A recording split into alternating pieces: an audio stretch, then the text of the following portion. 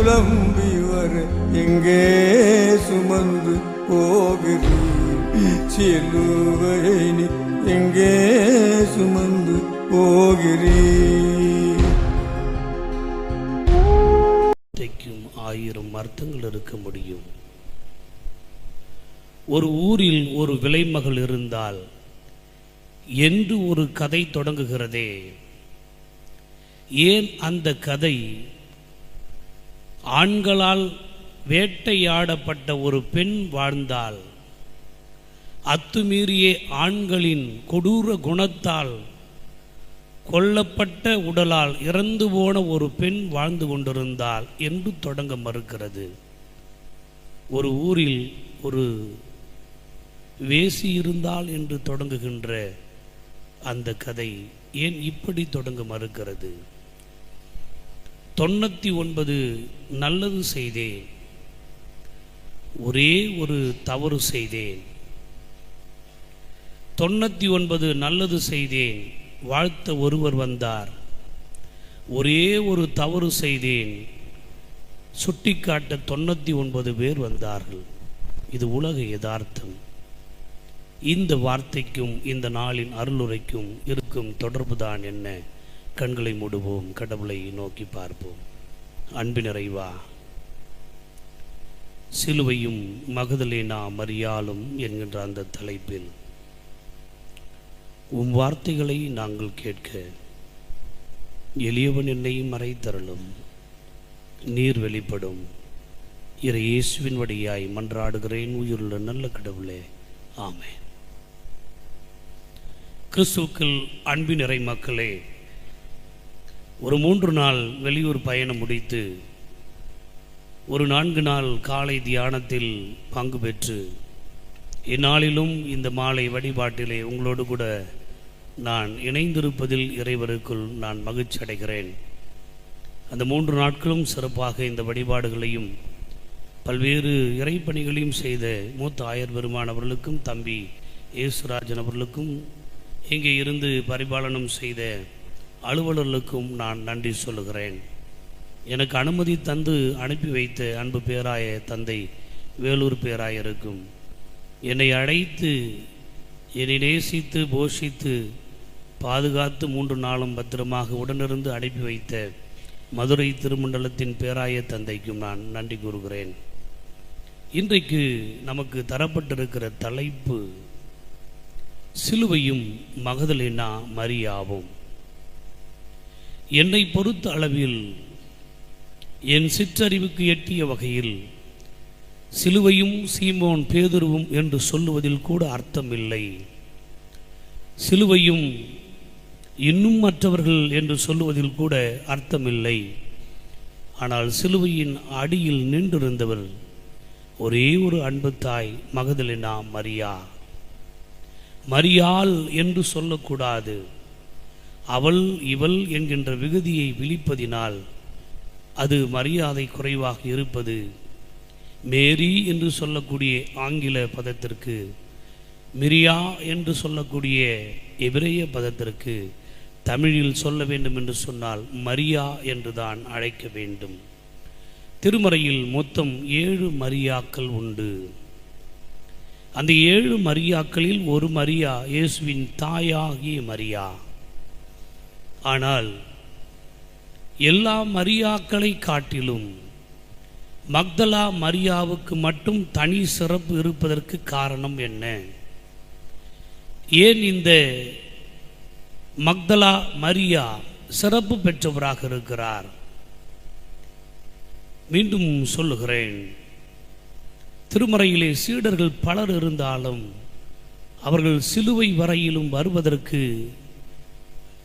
தைரியம் இல்லாத, துணிச்சல் இல்லாத, உண்மை இல்லாத, உறவுகளில் பொய் மாய்மாலம் நிறைந்த சீடர்களாய்த்தான் இருந்திருக்கிறார்கள்.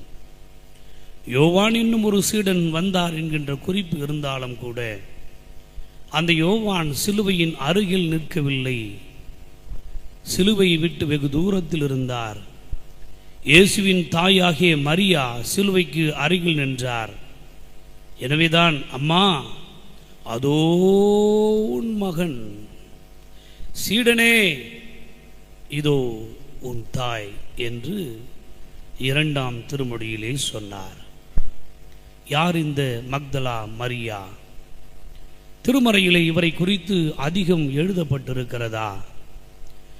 திருமறையிலே இவருடைய பிறப்பு, வளர்ப்பு, வாழ்வு ஏதாகிலும் இருக்கிறதா என்று தேடி பார்த்தால் ஆங்காங்கே 2-3 இடங்களை தவிர இவரை குறித்து வேறொன்றும் சொல்லப்படவில்லை. அதிலேயும் குறிப்பாக மற்ற மரியாக்களை மரியா மரியா மரியா என்று சொல்லுகின்ற பொழுது யாக்கோபின் தாயாகிய மரியா, சலோமி எனப்பட்ட மரியா, இயேசுவின் தாயாகிய மரியா, யாக்கோபு யோவானினுடைய தாய், செபதேவின் மக்களுடைய அவருடைய தாயாகிய மரியா என்று சொல்லப்படுகின்ற பொழுது இந்த மரியாவை மட்டும் ஊர் பேரை சொல்லி சொல்லப்படுவதற்கு, அழைக்கப்படுவதற்கு என்ன காரணம்? இவரையும் அப்படி பிள்ளைகளின் பெயரை சொல்லி, கணவரின் பெயரை சொல்லி அழைத்துவிட்டு போயிருக்கலாமே. கானானிய பெண், கானானிய ஊர் பெண், அங்கே அவள் பெயர் சொல்லவில்லை, கானானிய ஊரை சொல்லுகிறார்கள், ஊரிலே உள்ள அந்த பெண்ணை சொல்லுகிறார்கள், பெயரை சொல்லவில்லை. இவர் கப்பர்நகூமுக்கு பக்கத்தில் இருக்கிற மக்தலா என்கின்ற ஒரு கிராமத்தை சேர்ந்தவர். அந்த மக்தலா என்கின்ற ஊர் நல்ல ஒரு அழகிய ஊர். அந்த ஊரிலிருந்து வந்த மரியா என்று சொல்லுவதற்காகத்தான் இவர் மக்தல மரியா என்று அழைக்கப்பட்டார். அதைத்தான் பவர் மொழிபெயர்ப்பிலே மகதலேனா மரியா என்று குறிப்பிடப்பட்டிருக்கிறார். இவர் ஊர் பெயரையும் சொல்லுகிறார், இவர் பெயரையும் சொல்லுகிறார். அப்படியானால் இவரில் ஏதோ ஒரு தனி சிறப்பு இருக்கிறது. வெறும் ஊர் பெயரை சொல்லி நாயினூர் விதவை, சாரிபாத்து விதவை என்று வெறும் ஊர் பெயரை சொல்லி பெயரே சொல்லாமல் விடுகிறார்கள். ஒரு சிறு பெண், நாகமான் வீட்டில் பணி செய்த ஒரு சிறு பெண், பெயர் சொல்லவில்லை. ஆனால் இவர் பெயரையும் சொல்லி, இவர் ஊரையும் சொல்லி, இவர் எப்படிப்பட்டவர் என்பதை இவர் செயல்வழியாக திருமறை 2000 ஆண்டுகளாக எடுத்து சொல்லிக் கொண்டிருக்கிறதே, அதனுடைய சிறப்புத்தான் என்ன?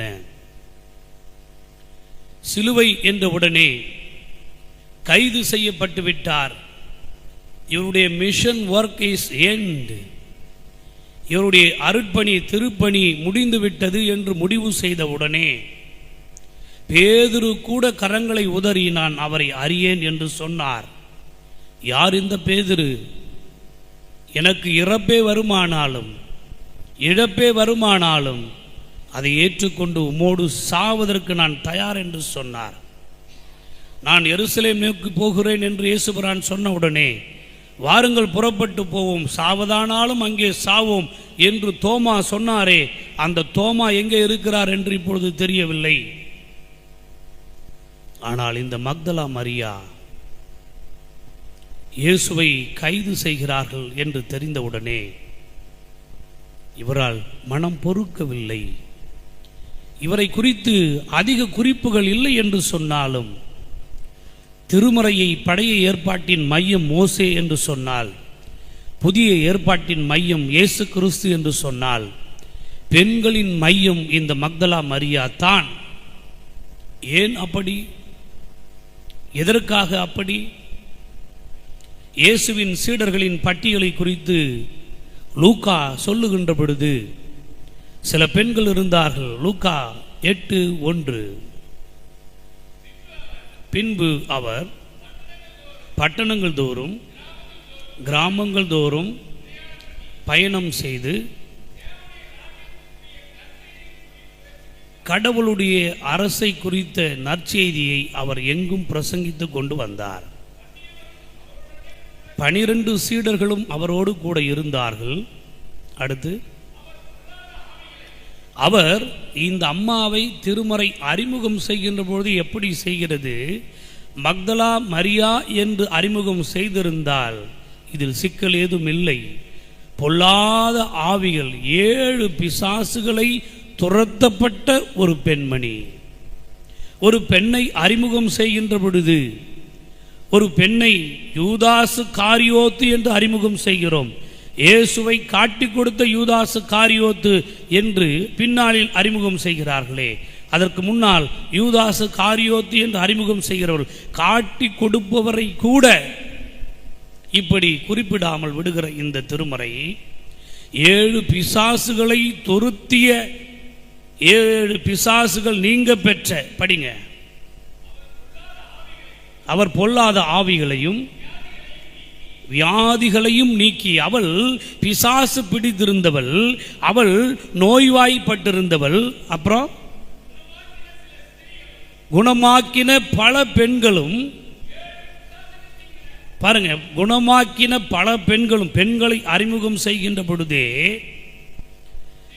அந்த பெண்கள் எப்படிப்பட்டவர்கள் என்கிறது, பெண்களுடைய அவர்கள் வந்திருக்கிற இயேசுவின் சீடராய் அவரை பின்தொடர்ந்து வந்து கொண்டிருக்கிற பெண்கள் யார்?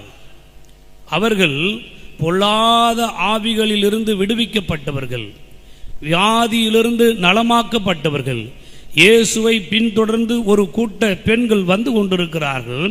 அப்படி வந்து கொண்டிருப்பவர்களிலேயே தலையாய ஆக சிறந்த மிகச்சிறந்த முதல் பெண்மணி யார் என்று சொன்னால், the first women leader, the first women disciple, the first feminist leader, பெண்ணிய தலைவராக அடையாளம் காட்டப்படுகின்ற ஒரு மாபெரும் தலைவர் தான் மக்தலா மரியா. படிங்க.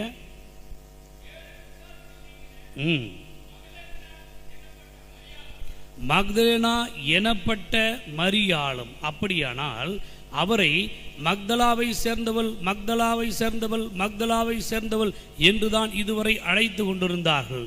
ஆனால் இப்பொழுது 7 மரியாக்களை சொல்ல வேண்டுமே, அதற்காக இவர் எந்த மரியாள் என்று சொல்ல வேண்டிய தேவை ஏற்பட்டது. அப்படி தேவை ஏற்பட்ட காரணத்தினால்தான் அவர் மக்தலா மரியா என்று அழைக்கப்பட்டார். லூக்கா இயேசுவுக்கு பெண் சீடர்கள் இருந்தார்கள் என்பதை மட்டும் குறிப்பாக தரவில்லை. அந்த பெண் சீடர்களிலே தலைமை தாங்கக்கூடிய ஆற்றல் நிறைந்தவர் யார், தனித்துவம் வாய்ந்தவர் யார், சிறப்பு பெற்றவர் யார், அவர் எப்படிப்பட்டவர், இந்த உலகம் அவரை எப்படி பார்க்கிறது, இந்த உலகம் அவருக்கு தந்திருக்கிற அடையாளங்கள் என்ன, 7 பிசாசுகளை துரத்தப்பட்ட 7 பிசாசுகள் பிடித்திருந்து அவைகளிலிருந்து விடுதலையாக்கப்பட்ட ஒரு பெண்மணி என்கின்ற அந்த அறிமுகத்தை சொன்னாலும் மக்தலா மரியாவை முதலில் சொல்லுவதிலிருந்து ஒரு நாளும் லூக்கா நற்செய்தியாளர் பின்வாங்கவே இல்லை. அப்படி என்று சொன்னால் இயேசு கிறிஸ்துவுக்கு இருந்த தலைமை சீடர்களில் ஆண்களிலே பேதுருவாக இருந்தால் பெண்களிலே மக்தலேனா மரியாள் தான் இருந்திருக்கிறார். அத்துணை சிறப்பு இவருக்கு ஏன் ஏற்பட்டது? அத்துணை கவனம் இவர் பெறுவதற்கு காரணம் என்ன? இந்த உலகத்தில் வாழ்ந்து கொண்டிருக்கிற எல்லா மக்களும் மகிழ்ச்சியிலே பங்கெடுக்க விரும்புவார்கள். இந்த உலகத்தில் வாழ்ந்து கொண்டிருக்கிற எல்லா மக்களும் வெற்றியிலே பங்கெடுக்க விரும்புவார்கள். இந்த உலகத்தில் வாழ்ந்து கொண்டிருக்கிற எல்லா மக்களும் ஆனந்தத்திலே பங்கெடுக்க விரும்புவார்கள். யாரும் இழப்பிலே இறப்பிலே, ஒரு மனிதன் இறந்து போன பிறகு அந்த சவத்தை அடக்கம் செய்த பிறகு, அந்த சவம் அடக்கம் செய்யப்பட்டு 3வது நாளும் வந்துவிட்ட பிறகு அந்த சவத்தின் மீது அத்துணை ஈர்ப்பும் ஈடுபாடும் இருக்க முடியாது. ஏன்? இன்றைக்கு நம்முடைய குடும்பத்தில் எவரேனும் இறையறுப்பு பெற்று இறைவனோடு சேர்ந்து விட்டால், ஒரு காலத்தில் ஒருவர் இறந்தால் 16வது நாள் துக்கம் அனுசரிப்பார்கள். 16 நாட்கள், 16வது நாள் பிரேயர் மீட்டிங் என்று சொல்லுவார்கள். 40வது நாள் என்று சொல்லுவார்கள். ஓராண்டு நிறைவு என்று சொல்லுவார்கள். ஆனால் இன்றைக்கு கல்லறையில் அடக்கம் செய்துவிட்டு வந்தவுடனே முகத்தை கழுவிக்கொண்டு ஒரு அறையை புக் செய்து அன்றே பிரேயர் மீட்டிங்கை முடித்து அன்று மாலையே விமானத்தில் ஏறி தொடர் வண்டியில் ஏறி தொடர் பணிக்கு புறப்பட்டு போகிற இந்த பாசாங்கு நிறைந்த உலகத்தில் நீங்களும் நானும் வாழ்ந்து கொண்டிருக்கிறோம். இதில் எங்கே பாசம் இருக்கிறது? இதில் எங்கே நேசம் இருக்கிறது? இதில் எங்கே அன்பு இருக்கிறது? ஒரு காலத்தில் 10 பிள்ளைகளை பெற்றெடுத்து வளர்த்த பெற்றோர்கள் உண்டு. ஆனால் 10 பிள்ளைகள் ஒரு பெற்றோரை வளர்க்காத பிள்ளைகள் இன்று உண்டு. இது யாருடைய பங்கு? இந்த மாதம் யார் உணவு தர வேண்டும் என்று பெற்றவர்களுக்கு உணவு தருவதற்காக போராடி கொண்டிருக்கிற உலகம் இந்த உலகம். ஆனால் மக்தலா மரியா, இயேசு சிலுவையிலே தொங்கிக் கொண்டிருக்கிறார். அப்படி அவர் சிலுவையிலே தொங்கிக் கொண்டிருந்த பொழுது அவருக்கு இறப்பு ஏற்படுகிறது. இறப்பு ஏற்பட்டவுடனே அரிமத்திய ஊரானாகிய யோசேப்பு அவருடைய உடலை பெறுவதற்காக பிலாத்துவினிடத்தில் விரைந்து ஓடுகிறார். அப்பொழுது சிலுவையின் அருகே நின்று பார்த்து கொண்டிருந்த பெண்களிலே மக்தலா மரியாவும் ஒருவர். அந்த உடலையே, அந்த முகத்தையே, அந்த காயப்பட்டு சொட்டுகின்ற இரத்தத்தையே தன் கண்களால் கண்டுகொண்டே இருந்தார். அவர் எங்கேயும் போகவில்லை. இறந்து போன உடலை அவர் பார்த்து கொண்டிருந்தார். ஐயோ, பட்டி தொட்டி எங்கெல்லாம் நடந்து திரிந்த இந்த பாதமா இப்படி துவண்டு போய் கிடக்கிறது. எல்லா முகங்களிலும் மகிழ்ச்சியை பார்க்க வேண்டும் என்று நினைத்த இந்த முகமா இப்படி வாடி இருக்கிறது. எல்லோருக்கும் வாழ்வு தந்து இறந்தோரை உயிரோடு எழுப்பிய இந்த உடலா இன்றைக்கு கிழித்து தொங்கவிடப்பட்டு சின்ன பின்னமாகி சிதிலமடைந்து இரத்தத்தை சிந்தி கொண்டிருக்கிறது என்று அந்த உடலையே பிரம்மை பிடித்தவை போன்று பார்த்து கொண்டிருந்தார். எங்கே பேதுரு? எங்கே தோமா? எங்கே மீதம் இருக்கிற சீடர்கள்? யாரும் அங்கே இல்லை. ஆனால் மக்தலனா மரியா இறந்த பிறகு சிலுவையின் அருகே நின்று கொண்டிருந்தார். சிலுவையின் அடியில் அனுதினம் என்று பாடுகிறோமே, இந்த பாடல் மக்தலா மரியாளை தவிர இந்த உலகத்தில் வேறு யாருக்கு பொருத்தமாக இருக்க முடியும்? இயேசுவை அவர் இறந்து விட்டார் என்பதை மக்தலா மரியாளால் ஏற்றுக்கொள்ள முடியவில்லை. உள்ளம் உடைந்து எங்கேயும் அவர் புறப்பட்டு செல்லாமல் அங்கே காத்து கிடக்கிறார். எதுவரை காத்து கிடக்கிறார்? வெள்ளிய துணியை கொண்டு வந்து அரிமத்திய ஊரானாகி யோசேப்பு போத்துகிறார். கந்த வர்க்கத்தையும் தூப வர்க்கத்தையும் நிக்கோதேமு கொண்டு வந்து 50 கிலோவுக்கு மேலாகவே அந்த உடலிலே அப்படியே போட்டு ஆயில் எண்ணெயை பூசி தைலத்தை பூசி மெல்லிய உடையை மூடி அந்த அடக்க ஆராதனையை நான் கடந்த ஆண்டு சொல்லியிருக்கிறேன். முதலில் தலை முதல் கால் வரையும், இரண்டாவது கால் முதல் தலை வரை ஒவ்வொரு முறையும் பூசுவதற்கு அடுத்து அந்த வெண்ணிற துணியை போட்டு தலையிலும் காலிலும் கட்டு போட்டு கட்டி இறுக்கமாய் முடிச்சு போடுவார்கள். இதையெல்லாம் செய்கின்ற பொழுதும் மக்தலா மரியா அங்கேதான் இருந்தார். அந்த இடத்தை விட்டு எங்கேயும் போகவில்லை. இயேசுவை கல்லறையில் கொண்டு போய் அடக்கம் செய்கிறார்கள். அடக்கம் செய்யும் பொழுதும் அந்த பெரிய கல்லை புரட்டி மூடுகின்ற பொழுதும் மக்தலேனா மரியா அங்கேதான் இருந்தார். அவர் எங்கேயும் போகவில்லை. அவரை அடக்கம் செய்ததை மக்தலேனா மரியாளும் மற்ற பெண்களும் பார்த்து கொண்டிருந்தார்கள் என்று திருமறை வாசகத்தை தருகிறது. பொழுதே அறியாது தெரியாது, என்னால் முடியாது, இது ஆகாது என்று கைவிரித்து விட்டு போகிற மனிதர்களுக்கு மத்தியில் செத்துப்போன பிறகு சிலுவையிலே ஆணிகளுக்கு இடையில் அகப்பட்டு தொங்கிக் கொண்டிருந்தவர், ஆணிகளை தவிர தனக்கு ஆதாரம் என்று எதுவும் இல்லை என்று நினைத்த ஆண்டவராகிய இயேசு கிறிஸ்து தன்னையே கூர்ந்து பார்த்து கொண்டிருக்கிற தன் அடக்கத்தை தொலைதூரத்தில் இருந்தாலும் என்ன நடக்கிறது என்பதை கவனத்தோடு பார்த்து கொண்டிருந்த ஏன் அவர் அடக்கத்தை பார்த்தால் தெரியுமா? எல்லோரும் போய்விட்ட பிறகும் என் நெஞ்சில் குடிகொண்டிருக்கும் என் இயேசுவினுடைய நினைவை அழிக்க முடியாது. நான் அவரை தேடி வந்து பார்க்க வேண்டும் என்று சொன்னால் அவரை எங்கே அடக்கம் செய்திருக்கிறாள் என்பது எனக்கு தெரிய வேண்டும். யோவான் 20:1 எடுத்து படித்து பாருங்கள். மார்க் 16:1 எடுத்து படித்து பாருங்கள்.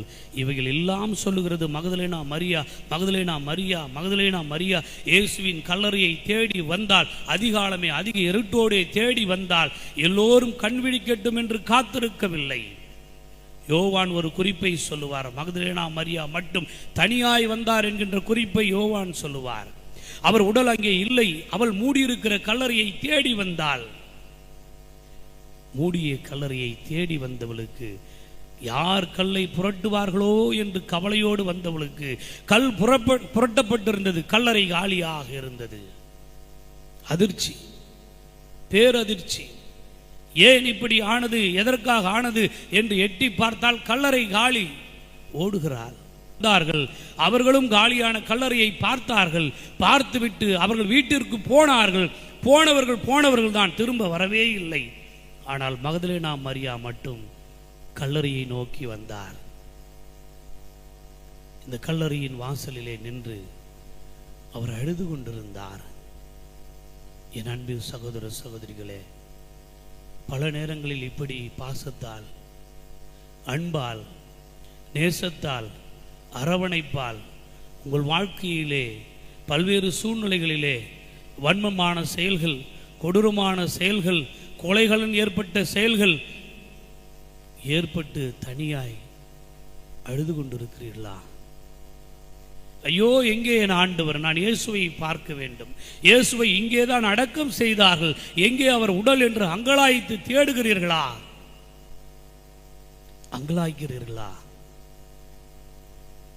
உங்கள் பின்னால் இயேசு நின்று கொண்டிருக்கிறார்.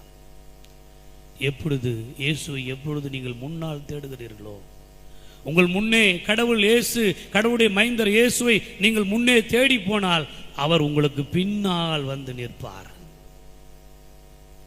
ஐயா, நான் என்னுடைய வாழ்க்கையிலே தனியாய் தேடுகிறேன். என் வாழ்க்கையிலே தனிமை என்னை கொள்ளுகிறது. என் வாழ்க்கையிலே தன்னந்தனியாய் நான் அழுது புலம்புகிறேன். என் கண்ணீர் கணக்கில்லை, என் துக்கத்திற்கு அளவில்லை, என் துயரத்திற்கு ஒரு நேரம் இல்லை. எப்பொழுதெல்லாம் மனம் உடைந்து அழுகிறேன். ஏன் இந்த வாழ்க்கை? எதற்கு இந்த வாழ்க்கை? ஏன் எனக்கு இந்த வியாதி? ஏன் இந்த படுக்கை? ஏன் இந்த நிலைமை? எனக்கு இதில் இருந்து ஒரு மாற்று கிடைக்குமா? ஒரு மறுவாழ்வு கிடைக்குமா? நான் தேடுவதை அடைவேனா?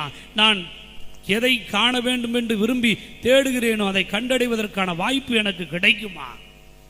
வெறுமையான கல்லறையை நோக்கி பார்க்கிறீர்களா?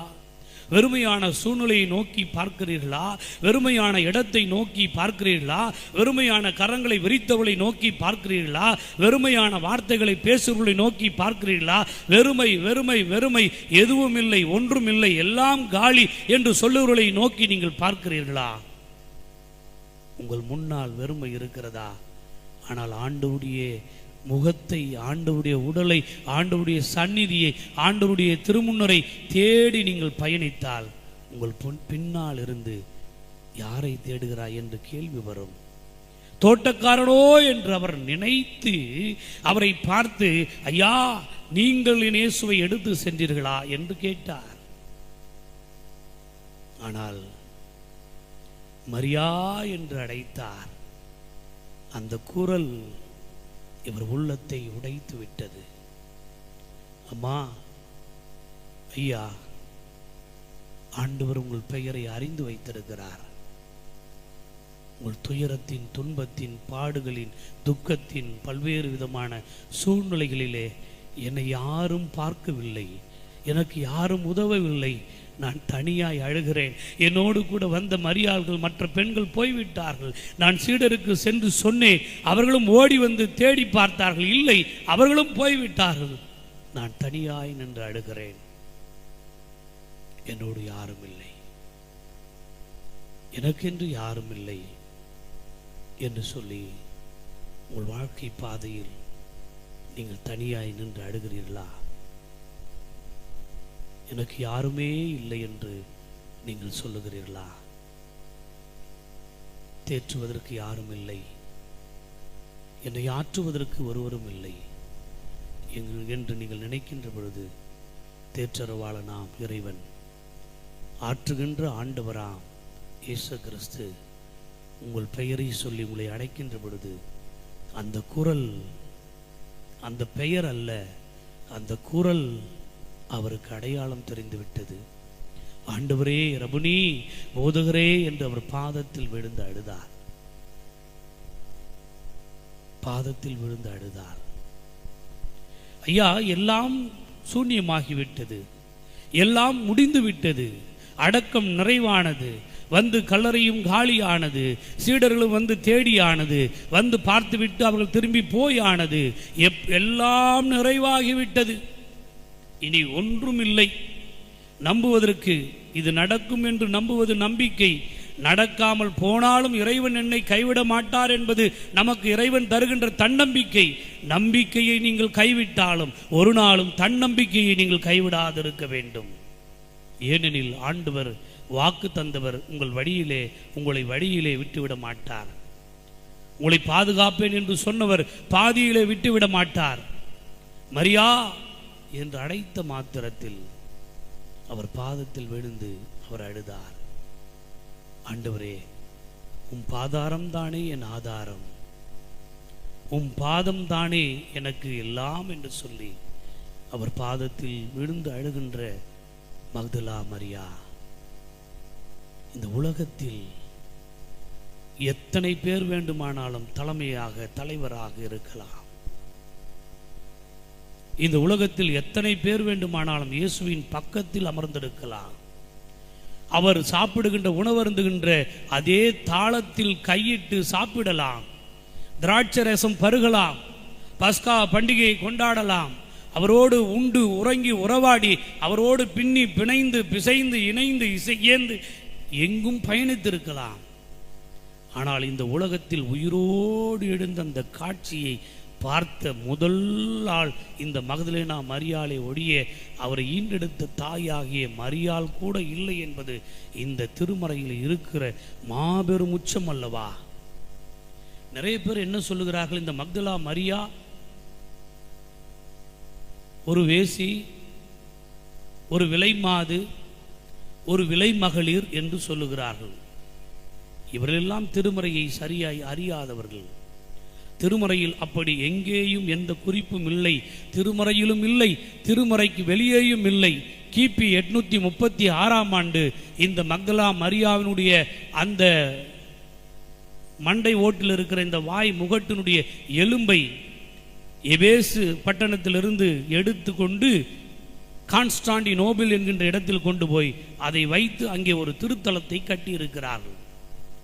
இந்த மக்தலா மரியா உலகத்திற்கு முதலில் உயிரோடு இருந்த இயேசுவை உலகத்திற்கு அறிமுகம் செய்தவர் இந்த மக்தலா மரியா. அப்போஸ்தலர்கள் 12 பேர், 70 பேர், 72 பேர், இன்னும் பல பேர் என்று சொல்லிக் கொண்டிருக்கிற அப்போஸ்தலரின் உலகத்திலேயே அப்போஸ்தலனி என்று சொன்ன ஒரே ஒரு முதலாள் யார் என்று சொன்னால் இந்த மக்தலா மரியாள் தான். அப்போஸ்தலனியாக அவர்தான் இந்த உலகத்தில் இருந்தார். உயிரோடு இருந்த பொழுது வாருங்கள் வந்து பாருங்கள் இவர் மேசியா தானா என்று சமாரிய பெண், ஒரு சமாரிய தாய் சொன்னார். ஆனால் உயிரோடு எழுந்த பிறகு, இறந்து உயிரோடு எழுந்த பிறகு இயேசுவை முகமுகமாய் கண்டு அவர் பாதத்தில் விழுந்து தொட்டு வணங்கி, இயேசு ஆவிகளுக்கு கால் இல்லை என்பார்கள். ஆவிகள், பல்வேறு ஆவிகள் இருக்கிறது, அதற்கு கால் இல்லை என்பார்கள். சில பேர் ஜல் ஜல் ஜல் என்று சத்தம் கேட்டது, பேய் நடந்தது, அப்படியே ராத்திரியில் எனக்கு சத்தம் வந்தது என்று சொல்லுகிறார்கள். இது இப்படி சில பேர் ஆவிகளுக்கு கால் இல்லை, எனவே கால் இல்லாத ஆவி உருவமாக வந்தது என்று சொல்லுகிறார்கள். ஆனால் இந்த மக்தலா மரியா அவர் பாதத்தில் விழுந்து பற்றி கொண்டாள் என்கின்ற பொழுது இயேசுவின் உயிர்த்த உடலிலே கால் இருந்தது. அவர் நடந்தார், அவர் கடந்தார், அவர் வந்தார், அவர் வாழ்ந்தார், அவர் இருந்தார். அந்த உடலை நான் தொட்டேன், நான் தொடர்ந்து இந்த உலகத்திற்கு அவர் பாதங்களை பற்றி கொண்டேன் என்பதை அறிவிப்பதற்காகவே அவர் அந்த பாதத்தில் விழுந்தார் என்கின்ற குறிப்பு திருமறையிலே தரப்பட்டிருக்கிறது. பிரியமானவர்களே, அவர் பாதத்தில் விழுந்து பாதத்தை பற்றி கொண்டதினால் உயிரோடு எழுந்து ஆண்டவராக இயேசு கிறிஸ்து அவர் ஆவியின் வடிவிலே இல்லை, அவர் உடலின் வடிவிலே இருந்தார். அந்த உடலின் வடிவிலே இருந்த ஆண்டவராக இயேசு கிறிஸ்துவின் பாதத்தை நான் பற்றி கொண்டேன் என்று சொன்னார். இந்த மரியாவை குறித்து வேறொன்றும் பெரிய அளவிலே இந்த திருமறையில் இல்லை இவைகளை தவிர. ஆனால் 7 பிசாசு பிடித்திருந்தது என்று சொன்னாலும், அவைகளிலிருந்து விடுதலை வாழ்வை இவர் பெற்றிருந்தாலும், இன்றைக்கு இருக்கிற இந்த உலகத்தில் வியாதி வந்ததா, கடவுளை நோக்கிப்பார். பிரச்சனை வந்ததா, கடவுளை நோக்கிப்பார். சிக்கல்கள் வந்ததா, கடவுளை நோக்கிப்பார். சிரமங்கள் வந்ததா, சிலுவையை நோக்கிப்பார். போராட்டம் வந்ததா, கடவுளை நோக்கிப்பார். முடிந்த உடனே கடவுளை மறந்து போய்விடுகிற மனிதர்களுக்கு மத்தியில் என்னை எந்த அழகையிலிருந்து என்னை இந்த கடவுள் மீட்டாரோ அந்த கடவுளை என் வாழ்நாளின் மீதி நாளெல்லாம் அவருக்காகவே நான் வாழ்வேன் என்று சொல்லி ஆண்களெல்லாம் போன பிறகும் ஒரே ஒரு பெண்ணாய் நின்று அவள் கல்லறையை காத்திருந்தாள். கல்லறையை பார்க்க வந்தாள். எல்லோரும் திரும்பி போய்விட்ட பெண்கள் பலர் இருந்தார்கள். நான் திரும்பி போவதற்காக அல்ல, என் ஆண்டவரை காண்பதற்காகவே நான் அவரை தேடுவேன் என்று தேடின மிகப்பெரும் பாக்கியத்தை இந்த மக்தலா மரியா பெற்றாள். இந்த மக்தலா மரியா இயேசுவின் தாயாகிய மரியாளோடு இணைந்து எபேசு பட்டணத்திலே திருப்பணி செய்தார் என்று ஒரு வரலாற்று குறிப்பு இருக்கிறது. லாசருவோடு இணைந்து அவர் சென்ற பைசாண்டின என்கின்ற நிலப்பகுதியிலெல்லாம் இவர் சென்று கடவுளுக்காக நற்செய்தியை பரப்பினார் என்று ஒரு கதை தொடர்கள் உண்டு. ஆனால் இந்த மக்தலா மரியா எந்த கடவுளின் மைந்தர் ஆண்டவராக இயேசு கிறிஸ்து தனக்கு வாழ்வு தந்தாரோ அந்த வாழ்வு நான் வாழுகின்ற வரை அவருக்காகவே தான் என்று சொல்லி அந்த வாழ்வை சிலுவையின் அடியிலே கொண்டு போய் வைத்தாள். சிலுவையின் இடத்திலிருந்து கல்லறைக்கு போனால், கல்லறைக்கு தேடி போனார். கல்லறை காலியாகிவிட்டால் காலியான கல்லறைக்குள் இறங்கி எங்கே அந்த இயேசு என்று தேடினார். வெறுமையான இடத்தில் வேண்டுமென்றே தேடி கடவுளை காண மட்டும் நான் என் பாதையை திருப்ப மாட்டேன், என் பயணத்தை திருப்ப மாட்டேன் என்று காணுகின்ற வரையிலும் அவர் கடவுளை நோக்கி பயணித்தார். கடைசி வரை தேடினால் கடவுளை நிச்சயம் கண்டடைவோம் என்கின்ற இந்த யதார்த்தத்தினுடைய உண்மையை இந்த உலகத்தில் உங்களுக்கும் எனக்கும் அறிமுகப்படுத்தி வைக்கிறது அன்பு தாய்தான் மக்தலேனா மரியா. கடைசி வரை தேடுங்கள். என்னால் முடிந்தவரை அல்ல, என்னால் ஆனவரை அல்ல, ஒரு காரியம் முடிகின்ற வரையிலும், அது நிறைவேறும் வகையிலும், அது நடக்கின்ற வகையிலும், அது கடைசி மட்டும் கொண்டு போய் கடவுளிடத்தில் நம்மை சேர்க்கும் வரையிலும் அவரை தேடுகின்ற தேடல் இருக்கிறதே, அதுதான் அர்த்தம் நிறைந்த தேடலாக இருக்க முடியும். பிரியமான என் அன்பு சகோதர சகோதரிகளே, இந்த மரியாவின் நற்செய்தி நூல் என்று ஒரு நூல் உண்டு. அது 8ஆம் நூற்றாண்டில் எழுதப்பட்ட ஒரு நூல். எனவேதான் அது திருமறையிலே மக்தலா மரியாவின் நற்செய்தி நூல் என்று ஒரு நூல் உண்டு. அது 8ஆம் நூற்றாண்டில் எழுதப்பட்டது. 5ஆம் நூற்றாண்டில் முதலில் தொகுத்தார்கள் என்று சொல்லுகிறார்கள். அது 5ஆம் நூற்றாண்டில் எழுதப்பட்ட காரணத்தினாலும் 8ஆம் நூற்றாண்டில் அதற்கான பல்வேறு கருத்துக்கள் விவாதிக்கப்பட்டதினாலும் அந்த நற்செய்தி நூல் இந்த திருமறையில் இல்லை. மரியாவின் நற்செய்தி நூல் என்று ஒன்று இருக்கிறது, மக்தலேனா மரியாளின் நற்செய்தி நூல் என்று ஒன்று இருக்கிறது, பேதுருவின் நற்செய்தி நூல் என்று ஒன்று இருக்கிறது, தோமாவின் நற்செய்தி நூல் என்று ஒன்று இருக்கிறது. இவைகளெல்லாம் காலத்தால் பிந்தியது, கருத்தால் பிந்தியது, கவனத்தால் பிந்தியது. எனவே அவைகள் நூல் வடிவம் பெறவில்லை. ஆனால் அந்த நூலில் மக்தலா மரியா இயேசுவின் மீது எவ்வளவு அன்பு வைத்திருந்தால், எப்படிப்பட்ட அன்பு, சாகின்ற நிலை ஏற்பட்டாலும், சாவே தனக்கு வருமாயினும் அவரை பின்பற்றி நடப்பதில் நான் பின்வாங்க மாட்டேன் என்கின்ற நம்பிக்கையை வைத்திருந்தவர்தான், என்ற பற்றுறுதியை வைத்திருந்தவர்தான், என்ற விசுவாசத்தை வைத்திருந்தவர்தான் இந்த மக்தலா மரியா. இந்த மக்தலா மரியா சிலுவை வரை அல்ல, கடவுளை காணுகின்ற வரையிலும் நான் திரும்ப மாட்டேன் என்று வந்தவர். கடவுளை கண்டார், திருப்பத்தோடு போனார். இந்த உலகத்திற்கு உயிரோடு இருந்த இயேசு கிறிஸ்துவுக்கு சாட்சியாய் நின்றார். கிறிஸ்தவத்தினுடைய அடித்தளம், மைய புள்ளி எங்கே இருக்கிறது என்று சொன்னார், இயேசுவின் பிறப்பில் அல்ல, இயேசுவின் வளர்ப்பில் அல்ல, இயேசுவின் வாழ்வில் அல்ல, இயேசுவின் மரணத்தில் அல்ல, இயேசுவின் உயிர்ப்பில் தான் இருக்கிறது. அந்த உயிர்ப்புக்கு முதல் சாட்சி இந்த மக்தலா மரியா. இந்த முதல் சாட்சியை வைத்துதான் இன்றைக்கு இருக்கின்ற கிறிஸ்தவம் கட்டி எழுப்பப்பட்டிருக்கின்றது. அப்படி என்று சொன்னால் இந்த கிறிஸ்தவம் ஆண்களினுடைய தலைமைத்துவத்தினால், ஆண்களுடைய சாட்சியால், ஆண்களுடைய வெளிப்பாட்டினால் கட்டப்பட்டு எழுப்பப்பட்டுள்ள ஒரு கண்ணாடி மாளிகை அல்ல. ஒரு மக்தலா மரியாவின் விசுவாச தேடலில் இருந்து கட்டி எழுப்பப்பட்டதுதான் இந்த கிறிஸ்தவம் என்கின்ற உண்மையோடு கூட இந்த மக்தலா மரியாவை போன்று வாழ்நாளில் கடைசி மட்டும் கடவுளை தேடுவோம், அவரை காண மட்டும் தேடுவோம், அவரை கண்டு இந்த உலகத்தில் வாழ மட்டும் எல்லோருக்கும் நற்செய்தி அறிவிப்போம் என்று சொல்லி எல்லாமுள்ள இறைவர் உங்களையும் என்னையும் நிறைவாய் ஆசீர்வதித்து மக்தலா மரியாவை போன்று விசுவாச வாழ்விலே கட்டி எழுப்பப்பட நம்மையும் அழைத்து செல்வாராக. கண்களை மூடுவோம், கடவுளை நோக்கி பார்ப்போம். அன்பு நிறைவா, இந்நாளுக்காக நன்றி. யார் இந்த மக்தலா மரியா? தகப்பன் தாய் பேர் இல்லை. யாரோடு பிறந்தார், யாரோடு வளர்ந்தார், யாரோடு வாழ்ந்தார் என்று இவருடைய தொடக்க காலம் எங்களுக்கு தெரியவில்லை. ஆனால் இயேசுவோடு தன் வாழ்வை இணைத்து கொண்டார். எப்படி பிறந்தார் என்பதல்ல, எப்படி இவர் வாழ்க்கையில் இயேசு இறந்தார், அந்த இறப்போடு தன்னை ஈடுபடுத்தி கொண்டார் என்பது எங்களுக்கு தெரியும். ஆண்டவரே, உம்மை காணும் மட்டும் நாங்கள் உம்மை நோக்கி பயணிக்க நீர் வரம் தாரும். இயேசு கிறிஸ்து மூலம் ஜெபிக்கிறோம் நல்ல பிதாவே. ஆமேன், ஆமேன்.